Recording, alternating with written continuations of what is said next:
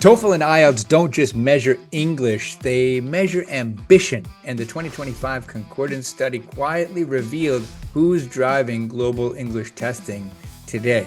This wasn't just a score comparison. The study also profiled test taker first languages, and the results are pretty cool. Let's look at TOEFL first. This is 2022 data. 35% of test takers had Chinese as their first language.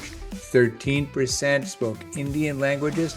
8.6 actually were Spanish speakers. About 8% Korean, and 12.5% reported other first languages. Super interesting. Now compare that to the IELTS.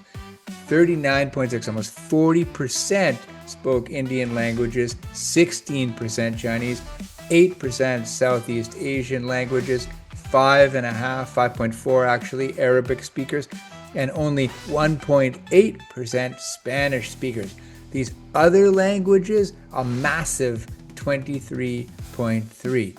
So what does that tell us about the demographic composition of these test takers? Well, TOEFL is still East Asia dominant. Chinese, Korean, Japanese speakers make up almost half of the test base. Big My Speaking Score customers too. We love you guys. IELTS, on the other hand, is Indian and globally diversified, and it's also growing in the Middle East, Africa, and Southeast Asia. This also explains why TOEFL prep is often focused on speaking fluency. Everyone on My Speaking Score, the thousands of people on My Speaking Score, are all worried about fluency, okay? IELTS prep, on the other hand, tends to be more spread out across bands. If you're preparing for the IELTS, you should check out Chris Pell.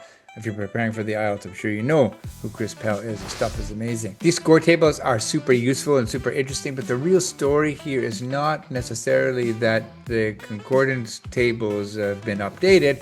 It's that English testing reflects the shape of global ambition. And if you want to understand what's coming next, start with asking, who is taking these tests?